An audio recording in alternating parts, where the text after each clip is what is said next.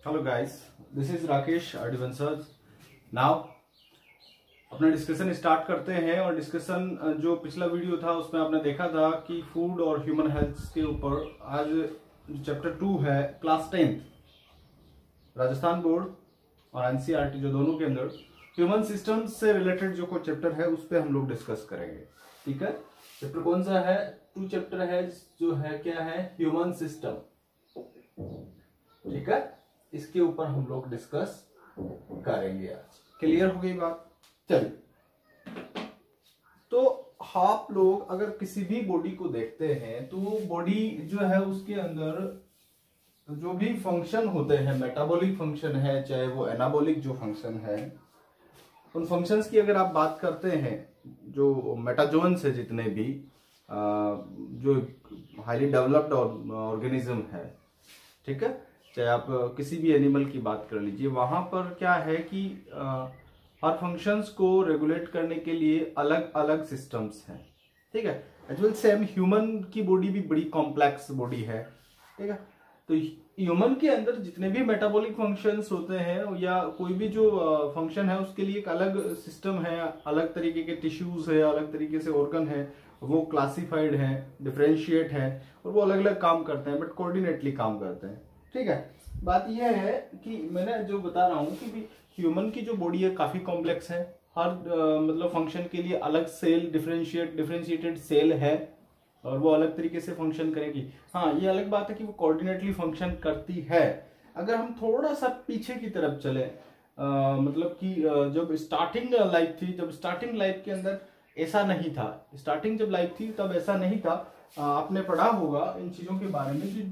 जो ऑर्गेनिज्म है, अगर हम लोग ऑर्गेनिज्म की बात करें तो ऑर्गेनिजम्स जो है या तो यूनिसेल्युलर है या मल्टी सेल्युलर है। 2 टाइप के ऑर्गेनिज्म आपने पढ़ा था।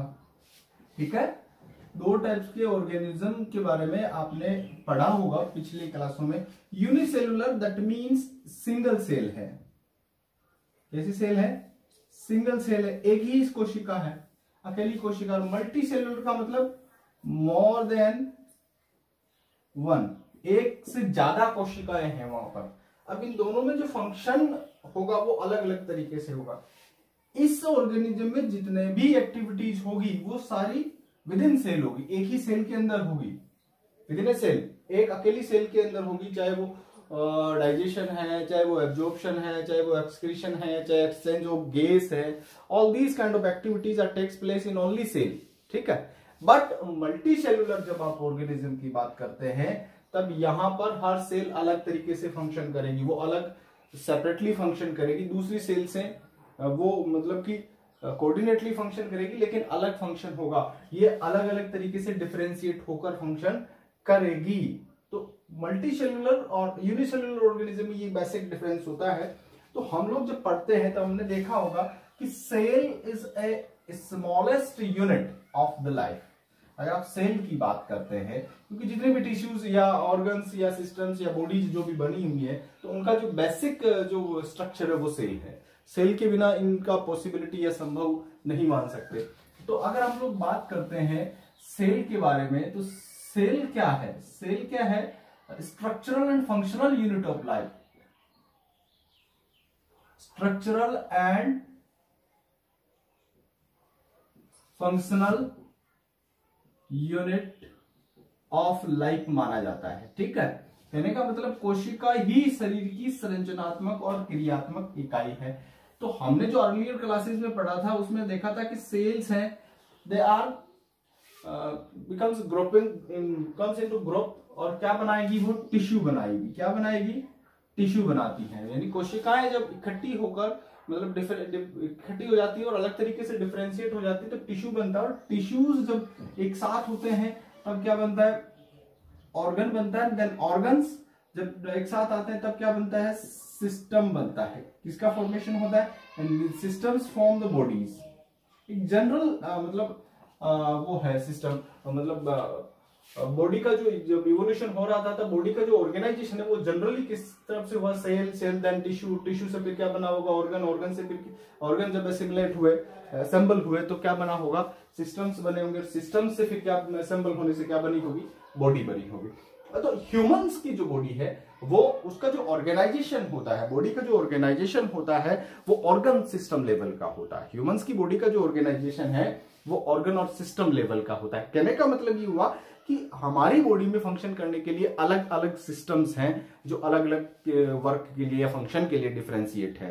कैन अब बात को समझ रहे होंगे यार, समझ में आ रही होगी आप लोगों को मैं क्या कहना चाह रहा हूं। What I am saying about the for each function, है ना, for particular function our body is differentiate in particular systems. मतलब एक पर्टिकुलर फंक्शन के लिए अपनी बॉडी के अंदर एक डिफरेंशिएटेड सिस्टम है जो उस फंक्शंस को क्या करेगा, रेगुलेट करेगा या उसको कंप्लीट करने के लिए रिस्पॉन्सिबल होगा। लाइक डाइजेशन के लिए डाइजेस्टिव सिस्टम है, ठीक है, एलिमेंट्री कैनाल के अंदर ही डाइजेशन होगा। ऐसा तो है नहीं कि हाथ के अंदर या टांग के अंदर डाइजेशन का काम हो रहा है, नहीं, वो होगा कहाँ, वो एलिमेंट्री कैनाल के अंदर होगा। तो इस प्रकार से ये जो सिस्टम्स है या ऑर्गन जो सिस्टम है वो अलग अलग या पर्टिकुलर फंक्शन के लिए क्या होते हैं, मतलब डिफरेंशिएटेड होते हैं। सो अब देखें कि कौन कौन से फंक्शन अपनी बॉडी के अंदर जो फंक्शन रेगुलेट कर रहे हैं। जैसे नंबर 1 डाइजेस्टिव सिस्टम, ठीक है, डाइजेस्टिव सिस्टम हो गया। दूसरा हो गया आपका रेस्पिरेटरी सिस्टम।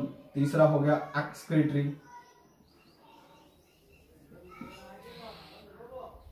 ठीक है, तीसरा आपका एक्सक्रीटरी सिस्टम हो गया। चौथा आपके हो गया सर्कुलेटरी,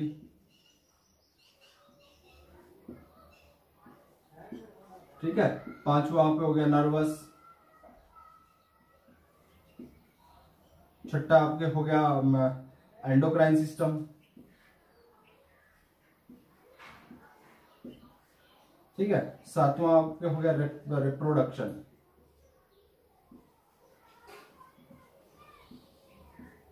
ठीक है।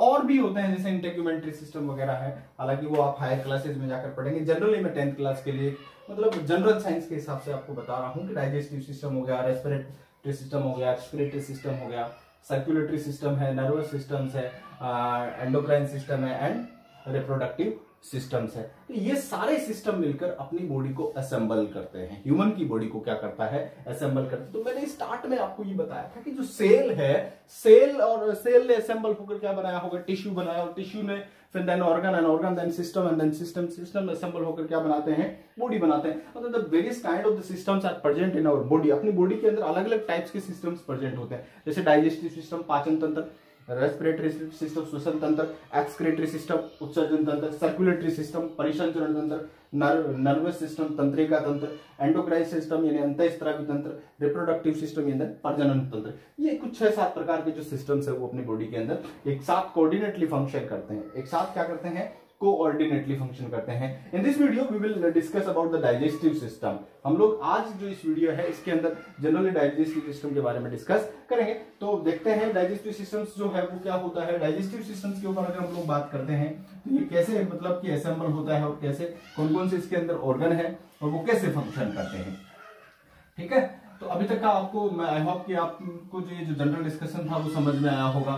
मैंने जनरल डिस्कशन के अंदर आपको थोड़ा सा रिकैल करवा देता हूं कि मैंने सेल्स के बारे में डिस्कशन किया था। सेल्स क्या होती है, the basic structural and functional unit of the life. And cells जो है असेंबल होकर क्या बनाती हैं आपकी मतलब की ऑर्गन एंड टिश्यू से फिर क्या बनेगा, सिस्टम बनेगा। क्या बनेगा, सिस्टम बनेगा। अब बात करते हैं हम लोग डाइजेस्टिव सिस्टम के ऊपर। किसके ऊपर बात करते हैं, सबसे पहला जो सिस्टम है आपके इस चैप्टर में वो है डाइजेस्टिव सिस्टम।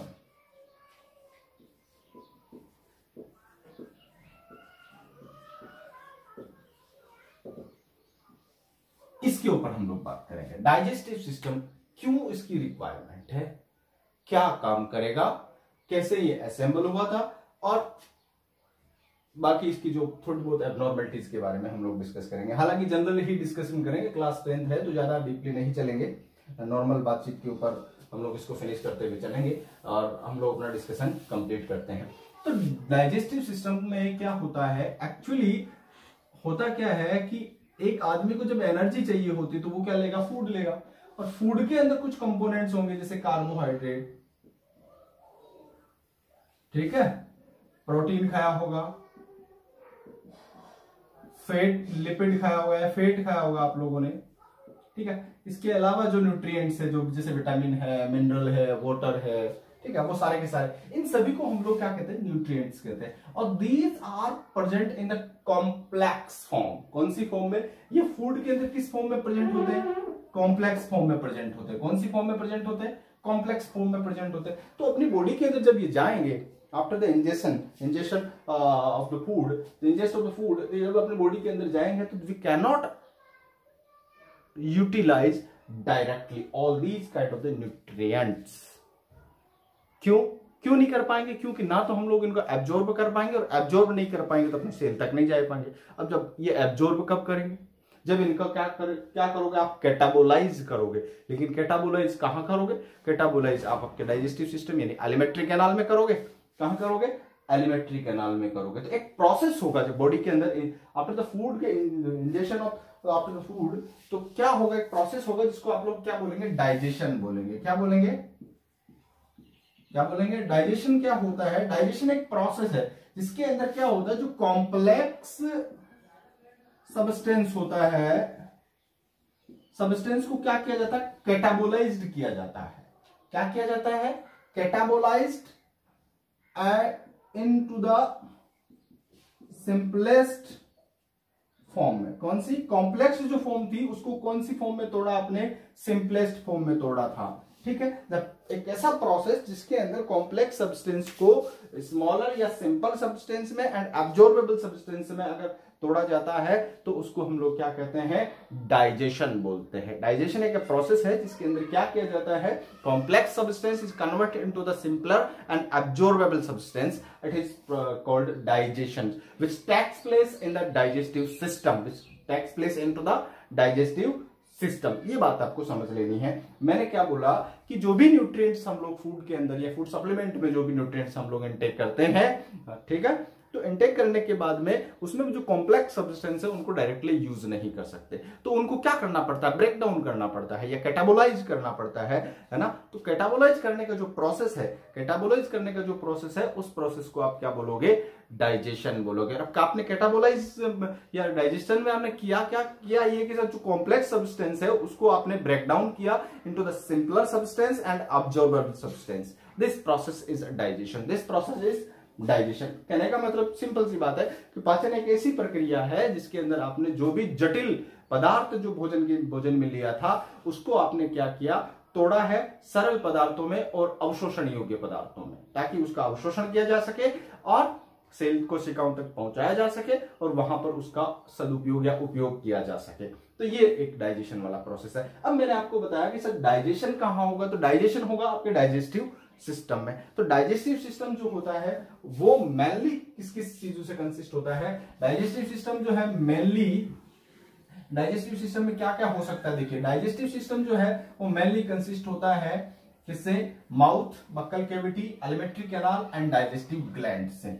माउथ जो इसके अंदर जो ऑर्गन है, मतलब कि डाइजेस्टिव सिस्टम में जो ऑर्गन है उसमें मेनली कौन कौन है? एक तो आपका माउथ एंड बकल कैविटी है, सेकंड कौन है? एलिमेंट्री कैनाल है, थर्ड कौन है? आपके डाइजेस्टिव ग्लैंड्स है। डाइजेस्टिव ग्लैंड्स है। तो ये बात आपको समझनी कि क्या क्या पार्ट है और कहां कहां सिचुएटेड है वो। देखिए, डाइजेस्टिव ग्लैंड का जो सबसे पहला पार्ट तो कौन सा है? माउथ है, माउथ एंड बक्कल कैविटी। क्या है? माउथ और बक्कल कैविटी, ये डाइजेस्टिव ग्लैंड का पहला, डाइजेस्टिव सिस्टम का पहला पार्ट है। दूसरा पार्ट क्या है? Alimentary canal.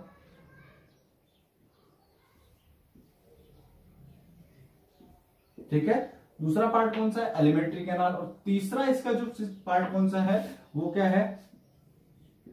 डाइजेस्टिव ग्लैंड है साहब। क्या है? डाइजेस्टिव ग्लैंड है। एलिमेंट्री कैनाल फेरिंक्स से लेकर एनस तक प्रेजेंट होती है, लगभग 8 से 10 मीटर लंबी होती है। पूरी एलिमेंट्री कैनाल जो है वो लगभग 8 से 10 अप्रोक्सीमेटली 8 to 10 मीटर लॉन्ग होती है। ठीक है, और ये कहां से? फेरिंक्स टू एनस तक प्रेजेंट होती है। कहां से प्रेजेंट होती है? कहां से कहां तक प्रेजेंट होती है? फेरिंक्स टू एनस से। इसको 3 पार्ट में बांटा जा सकता है ना? फोरगट, मिडगट और हिंडगट। 3 पार्ट में। ये जो एलिमेंट्री कैनाल है इसको हम लोग जनरली 3 पार्ट्स में डिवाइड कर देते हैं, फोरगट, मिडगट एंड हिंडगट में। तो जनरली मैं इसके नाम लिख रहा हूं, हालांकि ये सब चीजें हम लोग हायर क्लासेस में पढ़ेंगे। मैं सीधे सीधे नाम लगा रहा हूं। इसके कौन कौन से पार्ट है? इसका जो पहला पार्ट है वो कौन है? फेरिंक्स। ठीक है। दूसरा पार्ट कौन सा है इसका, इसोफेगस, ठीक है। तीसरा पार्ट कौन सा है इसका, स्टोमक। तीसरा पार्ट कौन सा है इसका, स्टोमक। और चौथा पार्ट कौन सा है इसका, इंटेस्टाइन। चौथा पार्ट कौन सा है इसका, इंटेस्टाइन।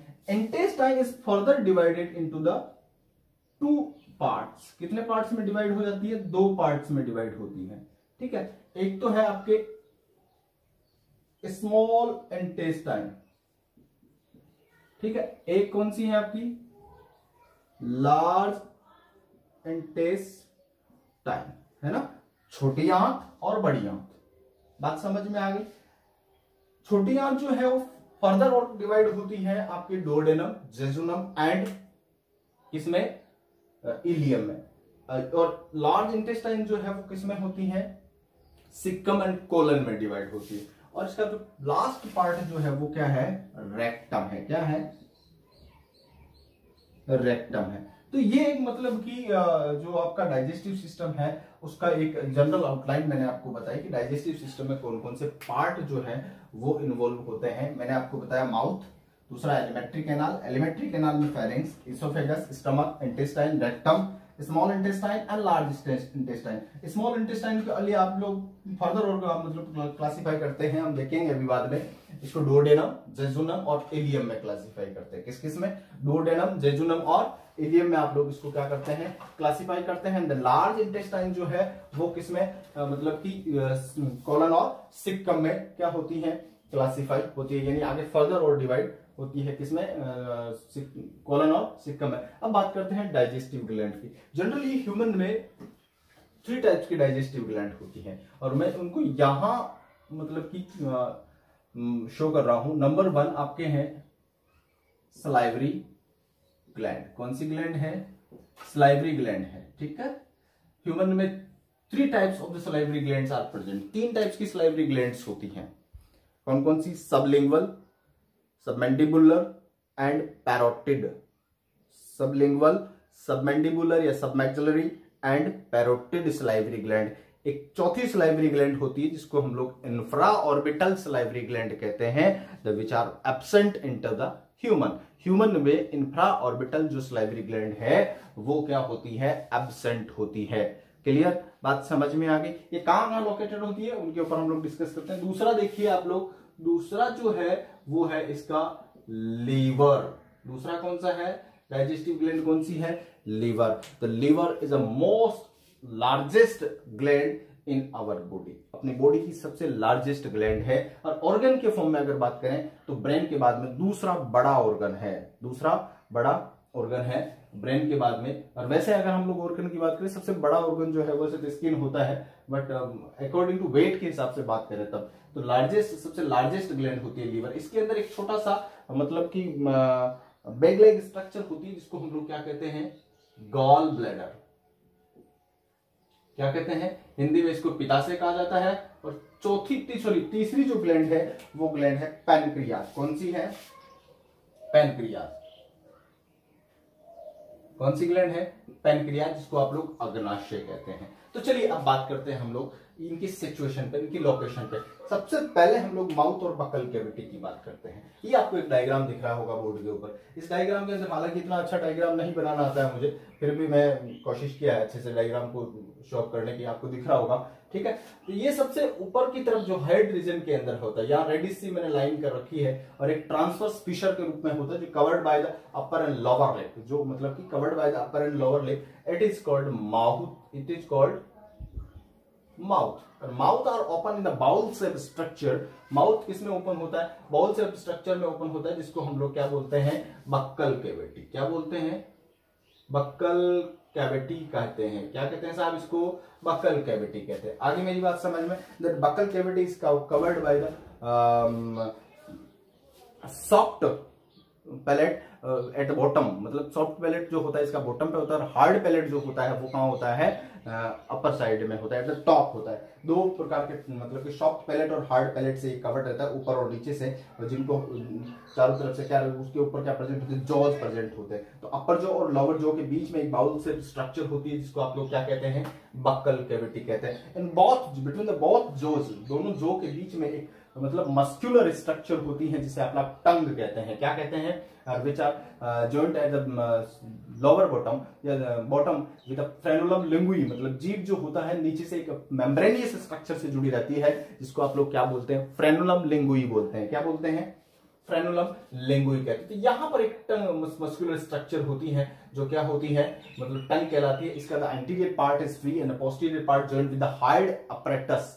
यहाँ पर एक यू शेप्ड स्ट्रक्चर होती है जिसको आप लोग क्या बोलते हैं, हार्ड अपरेटस कहते हैं। क्या कहते हैं, हार्ड अपरेटस कहते हैं। माउथ के अंदर 3 types of the salivary glands are present with, ठीक है, इनमें से आपको मैंने 2 दिखा रखी है। This is parotid, parotid and this is sublingual, sublingual, ये 2 ग्लैंड हैं।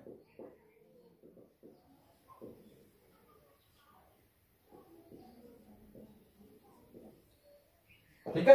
तीसरी जो होती है यहाँ पर अपने जो दोनों के दोनों जबड़े होते हैं, जहां पर जॉइंट होते हैं, वहां पर तीसरी सलाइवरी ग्लैंड प्रेजेंट होती है। तो बकल कैविटी जो है एक बाउल शेप स्ट्रक्चर है जिसके अंदर क्या होते हैं, 2 जोज होते हैं, अपर जो होता है एक लोअर जो होता है। दोनों जो पर टीथ का अरेंजमेंट होता है। किसका अरेंजमेंट होता है, we will discuss further about the teeth, ठीक है, बाद में हम लोग इसके ऊपर डिस्कस करेंगे टीथ के ऊपर। ये अगला जो स्ट्रक्चर है ये निभाऊ जो आपका बकल कैविटी है वो एक स्ट्रक्चर से खुलती है जिसको हम लोग क्या बोलते हैं, फेरिंक्स कहते हैं। और ये फिर pharynx is open into the pipe like structure, ठीक है, एक पाइप जैसी स्ट्रक्चर होती है जिसको हम लोग क्या कहते हैं, ईसोफेगस कहते हैं। क्या कहते हैं, ईसोफेगस कहा जाता है। And then oesophagus joint with the J और C shape structure, this is called stomach. क्या कहते हैं, and stomach open in the U shaped structure which is called small intestine.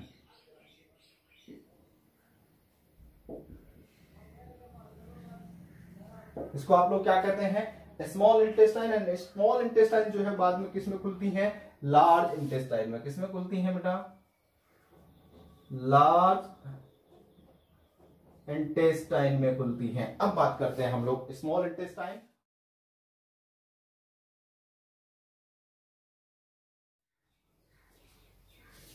तो जो इंटेस्टाइन है, इंटेस्टाइन में मतलब कि 2 पार्ट में डिवाइड होती है, small intestine and large intestine. Small intestine जो होती है फर्दर डिवाइडेड होती है 3 पार्ट में, डुओडेनम, जेजुनम और इलियम में। जो डुओडेनम होता है, जो स्टमक से जो यू शेप्ड स्ट्रक्चर होती है, इसको हम लोग क्या कहते हैं, डुओडेनम कहते हैं। क्या कहते हैं, डुओडेनम यानी ग्रहणी कहते हैं। क्या कहते हैं, और बाद में कुछ साइंटिस्ट मानते हैं कि ह्यूमन में जो इलियम और जो डुओडेनम के जो बीच का पार्ट है प्रेजेंट होता है। कुछ साइंटिस्ट बोलते हैं नहीं होता है ये, लेकिन हम लोग फर्दर क्लासेस में हम लोग डिस्कस करेंगे इनके ऊपर कि, लेकिन इस बीच वाले जो पार्ट को है इसको हम लोग क्या कहते हैं, जेजुनम कहते हैं। क्या कहते हैं, जेजुनम कहते हैं। और सबसे लास्ट जो लॉन्गेस्ट पार्ट ऑफ इंटेस्टाइन होता है उसको हम लोग क्या कहते हैं, इलियम कहते हैं। Ileum are open into the large intestine, मतलब बड़ी आंत में खुलती है। बड़ी आंत में जनरली 2 भाग होते हैं, तो सिक्कम होता है जो सबसे जहां पर इलियम खुलती है, सॉरी इलियम क्या, स्मॉल इंटेस्टाइन जहां पर बड़ी आंत में खुलती है वहां उस पार्ट को हम लोग क्या कहते हैं, सिक्कम या अधराल कहते हैं। एंड देन ऊपर वाला जो पार्ट होता है उसको हम लोग कोलन कहते हैं। कॉलन जो है वो जो ऊपर की तरफ चलती है उसको हम लोग ascending colon, then transverse colon and then descending colon. And column are open into the back like structure which is called rectum यानी मलाशय, और मलाशय open out of the body by the anus. ठीक है, तो ये एक मतलब कि पार्ट है अपने डाइजेस्टिव सिस्टम के। कौन कौन से पार्ट है मैं एक बार और रिकॉल करा देता हूं। Mouth, then buccal cavity, buccal cavity open किसमें होगी, फेरिंक्स में, and pharynx open into the oesophagus, oesophagus joint with the stomach, and stomachs are open in the U shape pipe which is called duodenum, and duodenum is joined with the jejunums, and jejunums is also open into the continue with the ileums, and ileum open into the large intestine which is called cecum, and after the continue with the ascending colon, then transverse colon, and then descending colon, or descending colon at least continue into the rectum, and rectum is open out of the body by the anus. ठीक है, ये मतलब कि आपके digestive system के organ थे। अब बात करते हैं हम लोग डाइजेस्टिव ग्लैंड की। तो पहले मैंने तो जो सलाइवरी ग्लैंड है उनके ऊपर डिस्कस कर लिया था। 3 सलाइवरी ग्लैंड अपने माउथ या बक्कल कैविटी पार्ट में होती है, पैरोटिड, सबलिंगुअल और सबमैंडिबुलर। तो दूसरी जो डाइजेस्टिव ग्लैंड है वो है लीवर। क्या है, जो आपको यहां पर दिख रहा है, ट्रायंगुलर शेप में स्ट्रक्चर्स होती है जो स्टमक के ऊपर और डायफ्राम के नीचे, जो ये डायफ्राम दिख रहा है रेडिस लाइन है, इसके नीचे होता है, उसको हम लोग क्या बोलते हैं, लीवर कहते हैं। ठीक है, फिर आपको एक ग्रीन सी स्ट्रक्चर यहाँ पे दिख रही है जिसको हम लोग क्या बोलते हैं, पैनक्रियाज बोलते हैं। क्या बोलते हैं, क्या बोलते हैं, पैनक्रियाज, अग्नाशय कहा जाता है। तो ये अपना डाइजेस्टिव सिस्टम का एक मतलब आउटलाइन है जो मैंने आपको दिखाई है। आई होप आपको ये क्लियर होगी। मैं बात कर रहा हूं वापस इसकी जो आउटलाइन मैंने इधर आपको समझाई थी उसके ऊपर डाइजेस्टिव सिस्टम के मैंने पार्ट बताए थे, mouth, alimentary canal and digestive gland. Alimentary canal को मैंने pharynx, oesophagus, stomach, intestine and rectum में डिवाइड किया था। Intestine is further divide into the small intestine and large intestine. Small intestine को हम लोग 3 पार्ट में डिवाइड करते हैं। एक तो होता है डुओडेनम, दूसरा होता है जेजुनम,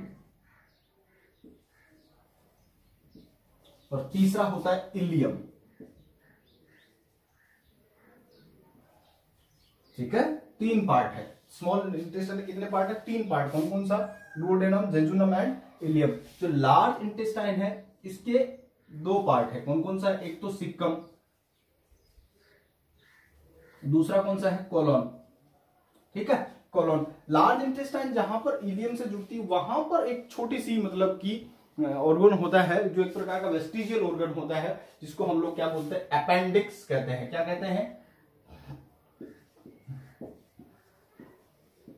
क्या कहते हैं, अपेंडिक्स कहते हैं। तो ये अपने डाइजेस्टिव सिस्टम का एक पूरा क्या है, आउटलाइन है, और ये डायग्रामेटिक रिप्रेजेंटेशन है। आप इजीली इसको समझ सकते हैं और देख सकते हैं कि कौन सा ऑर्गन और कौन सा पार्ट कहां प्रेजेंट होता है। अब बात करते हैं हम लोग माउथ के ऊपर। किसके ऊपर डिस्कस करते हैं, माउथ के ऊपर डिस्कस करते हैं। माउथ जो है वो कहां प्रेजेंट होता है। अगर आप माउथ और बक्कल कैविटी की बात करेंगे तो माउथ जो होता है अपने हेड रीजन में प्रेजेंट होता है in the form of the transverse Fisher.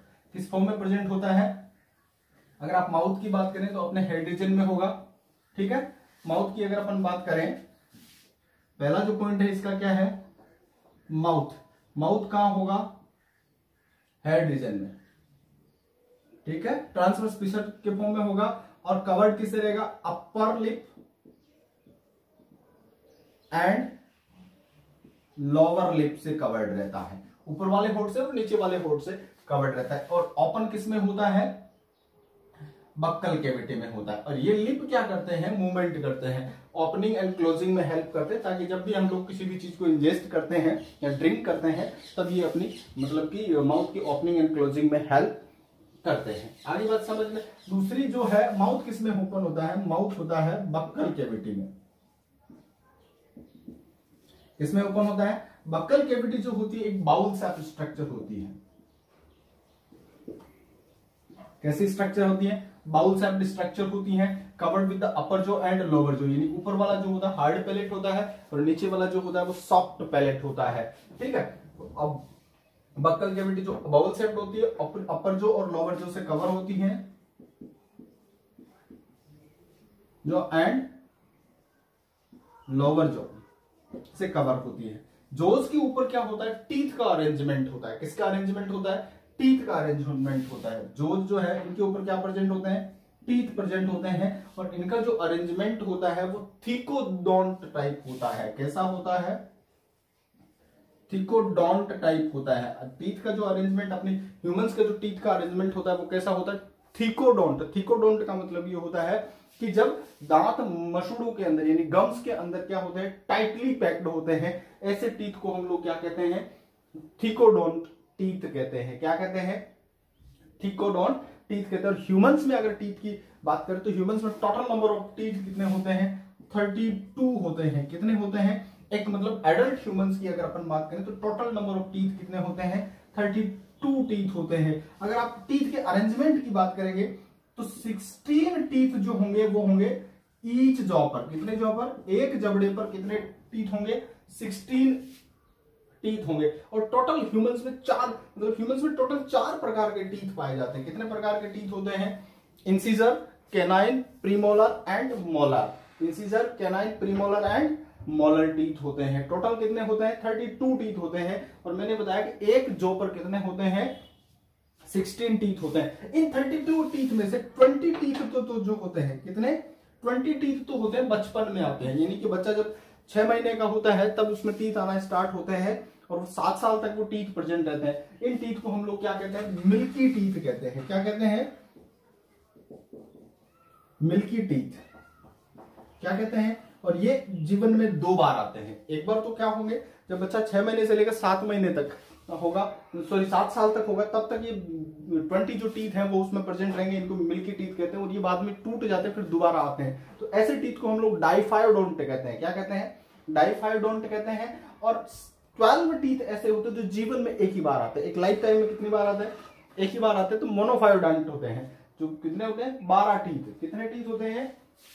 12 teeth जो होते हैं वो क्या होते हैं? मोनोफायोडोंट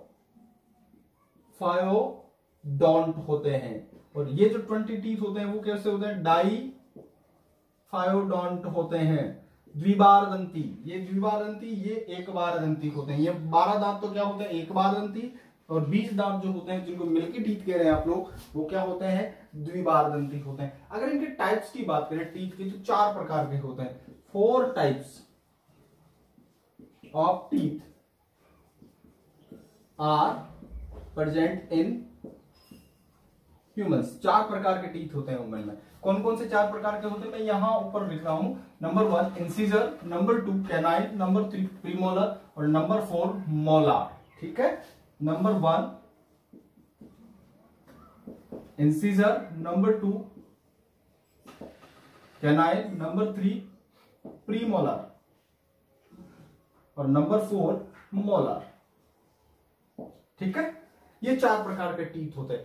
इंसिजर जो होते हैं वो क्या करते हैं? काम करते हैं, कुतरने का काम करते हैं। किसका काम करते हैं? कुतरने का काम करते हैं। कैनाइन जो है फ्लेस एंड क्रैकिंग का काम करते हैं। प्रीमोलर्स एंड मोलर और चेविंग्स दोनों किस में हेल्प करते हैं? चेविंग में हेल्प करते हैं। इंसिजर जो टीथ होते हैं वो चीरन काटने का काम करते हैं, कुतरने का, छोटे छोटे ग्राइंडिंग का काम करते हैं। ये फ्लेस एंड क्रैकिंग का काम करेंगे। एंड बोथ आर चेविंग, यानी चबाने में हेल्प करेंगे। बाकी जो है प्रीमोलर और मोलर दोनों के दोनों किस में काम करेंगे? चबाने में हेल्प करेंगे। ये किस में? ग्राइंडिंग में। और ये किस में हेल्प करेंगे? फ्लेस एंड क्रैकिंग में। ठीक है? तो ये 4 प्रकार के टीथ होते हैं। एक सिंपल सा ट्रिक बता देता हूं उनको याद करने के लिए। इंसिजर का आई लीजिए, I for India. C canine का CA लीजिए, CA का मतलब का। पी प्रीमोलर का PM लीजिए, PM का मतलब प्राइम मिनिस्टर। मोलर का M लीजिए, M का मतलब मोदी।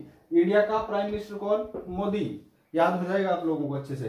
तो incisor, canine and premolar and molar, ये 4 प्रकार के टीथ होते हैं। आई होप आपको ये चीज क्लियर हो गई होगी। आगे का जो वीडियो है उसके अंदर हम लोग फर्दर जो ऑर्गन्स है उसके ऊपर डिटेल में डिस्कस करेंगे। Thank you for watching.